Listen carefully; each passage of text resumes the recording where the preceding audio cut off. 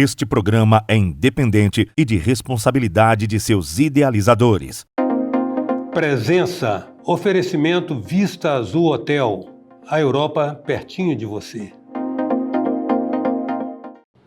Nós temos falado a respeito dos novos estágios ou o sarrafo mais alto onde a indústria capixaba está colocando a demanda dela, as demandas dela de insumos, entre eles o capital humano, para poder fazer frente à nova contemporaneidade que envolve indústria 4.0, automação, inovação disruptiva ou incremental. A agenda desafiadora da indústria é grande e ela tem recursos para poder responder a essas demandas, e é disso que nós vamos tratar com a nossa presença de hoje. A nossa presença é a do superintendente do SESI e diretor regional do SENAI, Jefferson Luiz dos Santos, com quem a gente passa a conversar agora.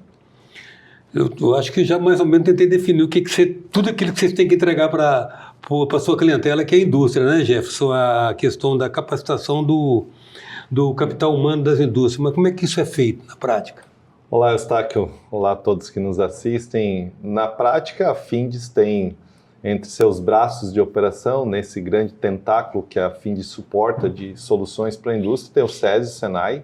O SESI, com sua formação de jovens desde a sua infância até a tua saída, com toda a capacidade de formação de uma excelente escola básica, de ensino fundamental, médio, inclusive com a educação de jovens e adultos, e a saúde, que é a saúde voltada para a competitividade. Além disso, no SESI, com a sua cultura que contempla o que há de melhor hoje em termos de música clássica com a nossa camerata, mas que serve também para as atividades sociais da indústria. Do outro lado, nós temos o SENAI, que trabalha construindo as competências necessárias para a nova indústria, para a indústria atual e para toda a indústria capixaba ter pessoas competentes e capacitadas para trabalhar. Além disso, nós temos a nossa operação com o Findes Lab, que é uma das frentes de trabalho que a Findes montou alguns anos atrás aqui, que foi disruptiva e que é até hoje disruptiva, congregado com as nossas consultorias altamente capacitadas e com a nossa capacidade de fazer P&D com alguns pesquisadores excepcionais que nós temos. E objetivamente, Jefferson, quem é o público-alvo dessas duas macroestruturas? Porque são elas que são todas, conformam tudo aquilo que de melhor pode ser disponibilizado para o industrial. O público-alvo, a grande entrega do SESI Senai é para a indústria, né? Seja construindo competências e capacidade nas pessoas para a indústria. O propósito da Findes é transformar vidas e impulsionar os negócios do Espírito Santo. Então, nós primeiramente olhamos para a indústria e tentamos servir a indústria, entregando competências às pessoas e capacidades produtivas, sejam elas pelo serviço nosso de saúde do SESI, para ter um serviço de saúde que gere competitividade, seja através do serviço de consultoria e através do serviço de captura de startups do SENAI. Então, o grande público é servir a indústria. As pessoas que lá vão, através disso, são desde o jovem, que está ainda em fase escolar, àqueles que já estão formados e buscam uma nova competência. Tá, a ideia de centralizar, assim, por exemplo, você como co-diretor agora, você dirige, você de uma certa maneira responde pela direção do SESI e do SENAI. Isso que é uma política de interação, de sinergia dos recursos disponíveis, evitando dispersão? Sim. O SESI e o SENAI têm uma sinergia muito grande, porque a grande entrega, ele está olhando sempre aqui no Espírito Santo para o nosso plano de longo prazo da Findes. Então tem uma sinergia muito grande e tem papéis diferentes para essa entrega. Quando nós agregamos as duas na mesma diretoria e nos mesmos serviços compartilhados, nós somamos forças, economizamos recursos e aumentamos a nossa eficiência, que é o que a indústria faz naturalmente. Então, a Findes, quando busca fazer essa integração, ela busca copiar a própria indústria na sua integração e economia de recursos. Então, nós acreditamos que com isso nós usamos menos recursos, somamos forças e conseguimos aumentar a nossa entrega nas nossas unidades. Normalmente, nossas unidades são compartilhadas, SESI e SENAI, nós temos um acervo de soluções de SENAI, um acervo de soluções de SESI no mesmo endereço, Então, com essa integração, nós conseguimos economizar recursos e entregar muito mais para a sociedade capixaba. Ô Jeff, e a que custo esses serviços são disponibilizados para o seu usuário, para o seu público-alvo?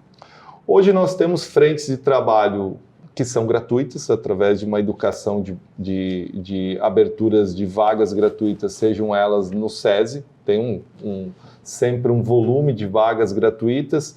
No SESI, normalmente, na nossa escola de ensino médio. No Senai, são diversas frentes de cursos rápidos e cursos mais longos, com vagas gratuitas. Além disso, para aumentar e maximizar a nossa oferta, nós temos os serviços pagos de SESI e Senai, e esse acesso à população, normalmente ele visa a população ter condições de ter acesso a um preço muito acessível. Os preços do Senai são muito acessíveis, os preços do SESI são muito acessíveis. Subsidiados seriam? São subsidiados. Uhum. E para a indústria, eles também têm o tom de ser uma entrega de alto nível a um preço acessível. Essa é a prática que a gente tem usado para conseguir servir muito mais e conseguir entregar um serviço de alta qualidade. E como vocês definem os conteúdos que vocês entregam? Qual é o critério de avaliação, de eleição dos temas que vocês acham? Há uma demanda, digamos assim, vocês capturam as intenções ou as necessidades, as demandas da indústria, vocês formulam a partir das percepções de vocês, com base talvez em referências nacionais. Como é que isso é feito? Isso é feito, quando a gente olha para o Senai, isso é muito visível, a forma como nós fazemos. Nós estamos usando basicamente duas grandes frentes. A primeira delas seria o diálogo constante com o nosso principal stakeholder, nossa principal parte interessada, que é o sindicato patronal, o sindicato da indústria. Ele tem sido a grande fonte de diálogo e conversa para construir, desde as trilhas que nós estamos sempre atualizando e entregando nos nossos cursos, há também as questões do que ofertar. Porque sempre o Senai pode fazer 1 milhão de ofertas, o SESI pode fazer 1 milhão de ações. Mas é muito importante a gente ter o entendimento do que é o momento de entregar e para quem entregar. Então o sindicato é a primeira grande fonte de diálogo que nós temos. A segunda grande fonte de indução das ofertas é o nosso observatório da indústria da Findes. A Findes tem um observatório onde ele traz para nós um arcabouço incrível de estatísticas, informações, dados, e que nos permite entender onde estão as demandas e onde estão as pessoas e as indústrias que necessitam dos nossos serviços. Então tem essa orientação por dados, através do observatório, e pelo diálogo com as partes interessadas, que é a nossa grande parte interessada, o nosso principal parceiro aqui no Senai e no SESI, que são os sindicatos. O laboratório, o Findes Lab, na verdade, é um centro de produção de inteligência industrial, né? Claramente isso, das métricas, das quantificações. O observatório é um grande centro de inteligência da Findes hoje. Ele nos proporciona visualizar tanto dados econômicos quanto dados demográficos, sociais, de comportamento de consumo, de comportamento da nossa sociedade, dos nossos jovens, dos nossos trabalhadores.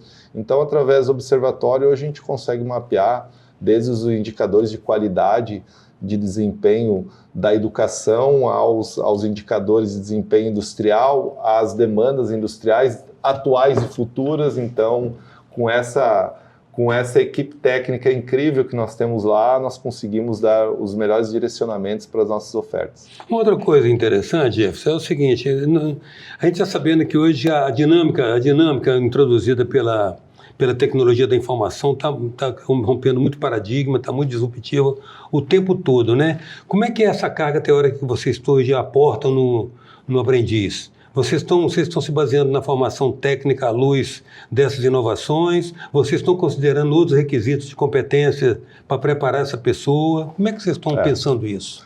A essência da nossa formação, seja ela no SESI ou seja ela no Senai, ela é prática. Hoje, quando nós pensamos em Senai, não há nenhuma outra escola no Brasil, e uma das principais do mundo também, em entrega prática, né, de uma experiência prática, na prática, o que alguns chamam de hands-on. Do outro lado, As nossas escolas, há muito tempo, já se preocupam com a formação mais ampliada do ser humano, com as soft skills, com a formação do ser humano numa visão mais completa, onde você não quer só ter competências técnicas, mas também quer ter as competências para o trabalho e para a vida que façam a diferença, olhando para o socioemocional. Então, isso a gente tem feito já há bastante tempo e para nós é um caminho sem volta. A pessoa que se prepara para trabalhar, ela se prepara para ser um ser humano mais completo. Então, consequentemente, ela precisa de uma carga de competências socioemocionais muito grande, que vai fazer a grande diferença para ela e que vai fazer com que ela entregue melhor a sua competência técnica. Entendi. Vocês têm projetos interessantes e aparentemente com repercussão nacional, vitoriosos, como a Olimpíada de Robótica. Temos hoje as escolas do SESI são a grande referência nacional em robótica. É uma escola que tem tido um olhar muito especial para as Olimpíadas principalmente de robótica, onde nós estamos competindo em várias modalidades de robótica, e essas modalidades elas caminham junto com a vida do aluno na escola. Então, desde muito pequeno, eles vão participando da inserção no mundo da tecnologia, no mundo da ciência e, consequentemente, no mundo da robótica, até chegar na sua formação no ensino médio e ir, por exemplo, uma competição na F1 School, que é a competição patrocinada pela Fórmula 1. Então, a gente consegue fazer essa jornada dessa criança até a sua saída da escola, progredindo em vários níveis de competição, transformando ele num super jovem na saída da escola. Tá, então hoje vocês trabalham muito, vocês têm muito foco em inovação, pesquisa e desenvolvimento. Sim. O que mais vocês estão, os campos de foco de vocês? No Senai a gente tem tido há bastante tempo, desde a chegada do FindesLab no estado, desde a criação do FindesLab, que foi um momento disruptivo da Findes. A Findes resolve incorporar uma nova fase com uma nova conexão com a indústria, pela inovação, pela conexão com as startups, e o FindesLab representa esse novo tempo. Além do FindesLab, a gente já tem a atuação direta em P&D com projetos de pesquisa e desenvolvimento para a indústria, onde nós somos hoje uma referência em competência na área de visão computacional e na área de 5G, na área de dados, no tráfego de dados com 5G, e além disso, o trabalho de consultorias para a melhoria do processo produtivo dentro da indústria. Quero agradecer, Jefferson, a sua presença aqui, sua disponibilidade, está explicando para nós todos os serviços que o sistema disponibiliza e dando a chance, inclusive, de quem não tiver informação suficiente acessá-los. Muito grato pela sua presença. Muito obrigado, estou sempre à sua disposição.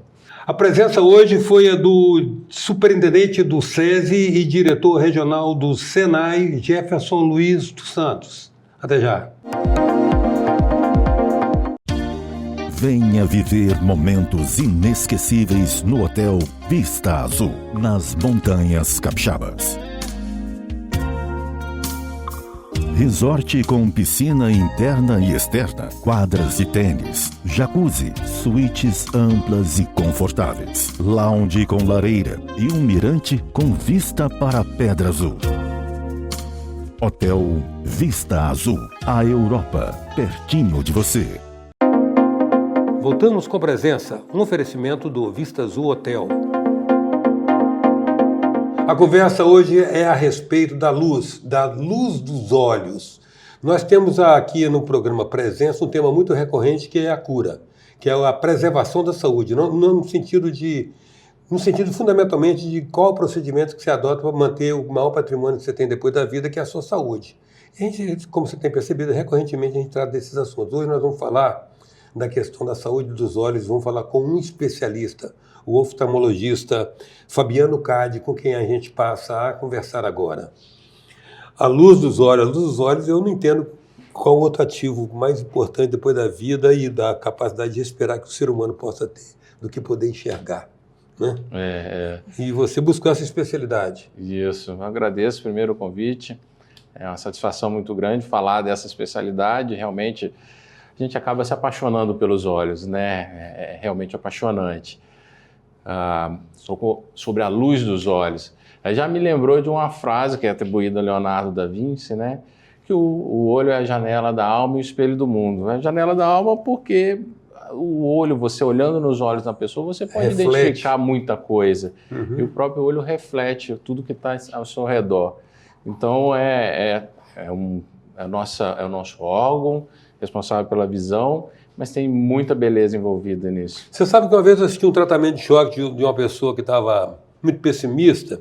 Eu fui testemunha meio que involuntária desse processo. O cara estava chorando as pitangas dele.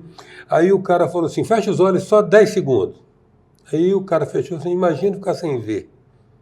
Ruim, né? Pô, eu conheço um milionário que perdeu os olhos e ele tá pagando 20 milhões só por um olho. Você vende? Quem põe preço nisso, né? Preço. Ou seja, os bens que a gente tem, a gente só avalia se perde. A gente, em termos de estatística de relacionamento com o mundo, né? A visão ela é responsável, de todos os nossos sentidos, a visão ela é responsável por 80% de como a gente se relaciona com o mundo. Então, o tato, tem todos os outros sentidos, a visão ela é a grande responsável pelo nosso relacionamento. O que me impressiona, Fabiano, é exatamente, às vezes, a falta da consciência do que a gente tem mesmo e que a gente acha, entre aspas, normal. Até que, por algumas circunstâncias, corre o risco de perder. Aí percebe quanto vale aquilo. E dá muito valor. E muitas vezes é até importante a gente levar isso em consideração num momento como esse, não perder o tempo para procurar cuidar, manter a visão, né? Ter um envelhecimento saudável, bem envelhecer, para chegar durante o seu percurso da vida com suas funções estáveis, aptos a se relacionar. Vamos começar por aí, Fabiano. Como é que a gente faz isso? Como é que a gente faz? Porque há uma decadência biológica inevitável, inexorável, né? Não tem como. A gente, aos 70, você não tem o pico nem a vitalidade dos 20 e dos 30. Como é que se preserva isso? Qual é a postura que a gente deve adotar no sentido de preservar esse bem precioso? Assim, tudo que a gente faz ao longo da vida vai se refletir em como a gente envelhece, né? O envelhecimento saudável, ele é reflexo de várias atitudes, várias decisões que foram tomadas ao longo da vida. Mas em relação à preservação da função visual, é fundamental a presença no consultório do oftalmologista com uma certa frequência, porque tem muitas doenças que elas são silenciosas, outras que se manifestam e você pode prevenir, seja com medicamento ou algum tratamento específico. Então é fundamental procurar fazer umas consultas periódicas, pelo menos uma vez por ano, para quem não tem nenhum problema identificável. Aquelas pessoas que têm alguma doença já em tratamento, seguir a orientação do seu médico. Uma vez por ano, pelo menos? Uma vez por ano, pelo menos. Certificado de que está tudo sob controle, tudo em ordem. Exatamente. Porque realmente você falou a respeito de doenças, tem doenças insidiosas. O glaucoma, por exemplo. O glaucoma é a principal delas. Impressionante. E ela é insidiosa. Quando se manifesta, já está avançada, né? É interessante que as pessoas têm parentes com glaucoma, ou mesmo aquelas que possuem o diagnóstico de glaucoma, elas são muito preocupadas com dor no olho. Será que é meu glaucoma? Mas não, o glaucoma, a maioria das vezes, o glaucoma é silencioso. Ficam com um nível de pressão tal que não causa sintoma. E é a mesma coisa que aquela criança que a gente acompanha a ver todo dia, né? A gente não percebe ela crescendo. Né? Sim. Quando a gente passa um tempo sem ver o filho do colega, você fala, nossa, como você cresceu. A questão da evolução da pressão no olho da pessoa e o dano que ela causa no dia a dia é imperceptível. É progressivo, mas lento. Progressivo e muito lento.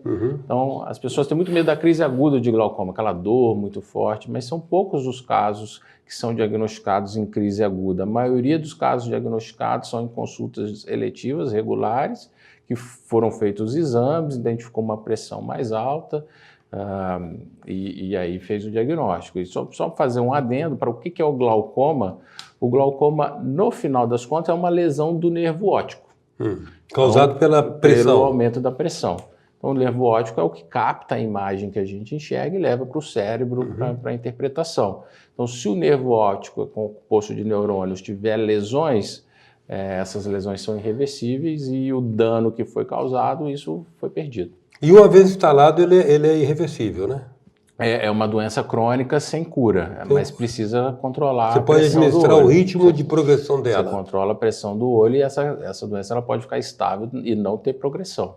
Uma vez controlada a pressão do olho, é igual a pessoa que tem uma hipertensão arterial, que precisa tomar seu medicamento para não ter reflexos. Com as devidas precauções, convive bem. Convive-se bem. Convive-se bem. Tem doenças, tem glaucoma que são mais agressivos, eles têm alguma história familiar de uma doença mais agressiva, você precisa ficar mais atento. Muitas vezes tem alguns tratamentos que podem ser realizados, tratamento a laser, cirurgias. Às vezes as pessoas, eu quero fazer uma cirurgia para curar o glaucoma. O glaucoma não tem cura por cirurgia. A cirurgia ela é feita para controle da pressão. É muito importante isso ser bem mencionado. E um dos vetores é o quê? Genético? Genético. Né? As principais características do glaucoma Ou seja, são... tem na família, já fica atento. Fica atento a partir dos 40 anos, que aumenta a prevalência, então é a idade também. Indivíduos de raça negra têm uma tendência a ter mais glaucoma também, então precisa ficar mais atento. E esse é o glaucoma que é o glaucoma mais comum, que é o primário de ângulo aberto, é um tipo de glaucoma. Existem outros tipos de glaucoma. Tá, mas então você falando que aquela visita, pelo minimamente anual, porque se a pessoa te manifestar, ocorrer entre uma visita e outra, vai estar identificada a tempo de mitigar ou de intervir para esse controle, né? Numa visita regular, uma vez por ano, é muito mais fácil pegar qualquer alteração que tenha ocorrido, né, nesse período.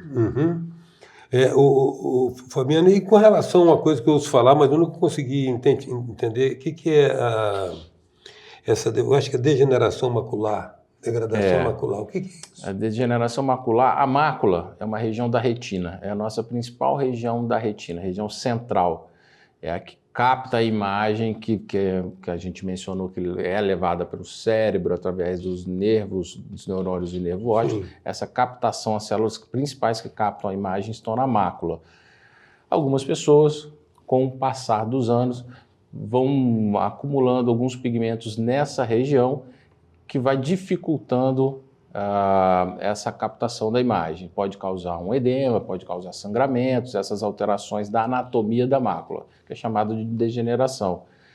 E é uma doença degenerativa mesmo, também não tem cura. Existem tratamentos para amenizar os problemas causados por isso. Existem tratamentos profiláticos, como medicações, né, vitaminas, para tentar frear o avançar da doença.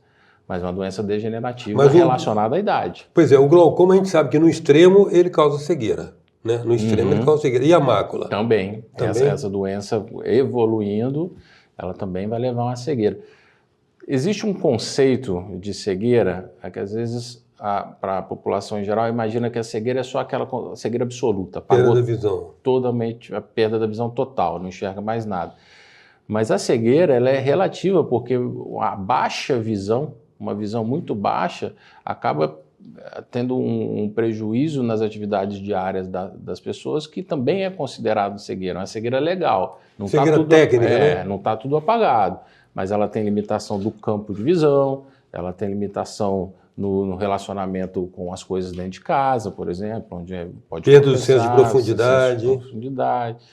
Então, são critérios técnicos de cegueira legal. Entendi. E essas intervenções que você faz na córnea, qual é o procedimento, que reparação se faz quando você faz uma intervenção na córnea? A córnea, para a gente entender, é a parte transparente do olho. É como se fosse o vidro do relógio. Quando a gente olha para o olho de uma pessoa, a gente vê a parte colorida no centro e a pupila no meio. Né? Essa parte colorida é a íris, a córnea está na frente. Então é como se fosse realmente o vidro do relógio. A córnea é nosso principal meio refrativo. O que é meio refrativo? É o que dá grau no olho. Então, aproximadamente 2/3 do grau que a gente tem no olho, ele está na córnea. 1/3 está no cristalino, que é a estrutura que é a nossa lente natural, que dá a catarata. Então, as alterações de forma da córnea perturbam muito a visão. A principal delas no indivíduo jovem, no paciente mais jovem, é o ceratocone, que é uma alteração da forma mesmo, a córnea fica mais pontiaguda. Isso tem um prejuízo na qualidade da visão, que existem cirurgias que podem ser feitas para regularizar essa forma, melhorando a visão do paciente. Pode dar um pouco Isso, você mudar um pouco o formato da córnea. Uhum. Tem também algumas doenças degenerativas da córnea, que são até comuns, tá? Que principalmente é na parte mais profunda da córnea, na parte dentro do olho, chama endotélio. Então, alterações do endotélio levam a pessoa a necessidade de transplante de córnea. Então, é uma outra cirurgia muito realizada, que é o transplante de córnea, para devolver a transparência da córnea do paciente. Porque se a córnea fica opaca, se ela começa a ter uma degeneração, ela vai ficando menos transparente, às vezes mais azulada, com a cor menos brilhante. Aí precisa de um transplante para recuperar. Fabiano, outra coisa que está acontecendo é que a gente entende que hábitos e padrões de comportamento acabam, de uma certa maneira, transbordando para efeitos de rigidez, de saúde nossa. Hoje em dia se vê muito celular, muita cintilação, muita luminância. Isso tem algum tipo de efeito pernicioso no olho? No olho? Assim, à noite, por exemplo, você fica olhando o celular à noite. Existem alguns estudos que as telas, né, elas têm um prejuízo para a visão, por exemplo, as crianças, né, que acabam, mas no final das contas o que acaba é o hábito de vida sendo modificado. A pessoa que está muito envolta ali, muito relacionamento muito próximo com as telas, acaba não realizando atividades externas, que tem um prejuízo também. A luz do sol, para o ser humano, ela é importante. Então, essas mudanças de hábitos de forma geral relacionado com as telas são grandes problemas. Essas são identificadas, inclusive com relação à questão da melatonina, que só é secretada no silêncio, né? Sem ruídos e sem luz. Mas, assim, especificamente no olho, não está constatado nenhum efeito direto, não, né? De tela de celular para causar diretamente dano, assim, não. Tá? Mas, assim, não convém. Por exemplo, existem alguns relatos que a pessoa com o olho fechado e um outro olho aberto pode causar algum dano, mas diretamente dano para se ficar preocupado, não vou fazer isso não. E algum tipo de associação digamos assim, hábitos ou dietas que podem, de uma certa maneira, interferir na saúde dos olhos? Ou só mesmo isso que você falou, a sagrada consulta anual ao oftalmologista? A questão de alimentos, de nutrientes, vitaminas, elas são muito importantes para o nosso funcionamento do corpo de uma maneira geral. Hipovitaminose, deficiência de vitamina B, deficiência de vitamina A pode levar a alterações no olho, né? No nervo óptico, na córnea, na superfície do olho, na conjuntiva, que é aquela parte do olho que dá conjuntivite. Então, elas podem ser afetadas por desnutrição, seja ela por baixa ingestão de nutrientes ou também por doenças que acabam desenvolvendo alguns prejuízos nutricionais. Quero agradecer, Fabiano, sua presença aqui, as explicações para nós, ajudando a compartilhar com a nossa audiência algumas informações fundamentais para a segurança da luz dos olhos. Eu que agradeço, é um prazer. Achei muito oportuna essa chance da gente comentar um pouco sobre a saúde ocular. Agradeço muito. Hoje a presença do oftalmologista Fabiano Cadi, ele também é diretor do Departamento de Oftalmologia da Med Senior. Até já.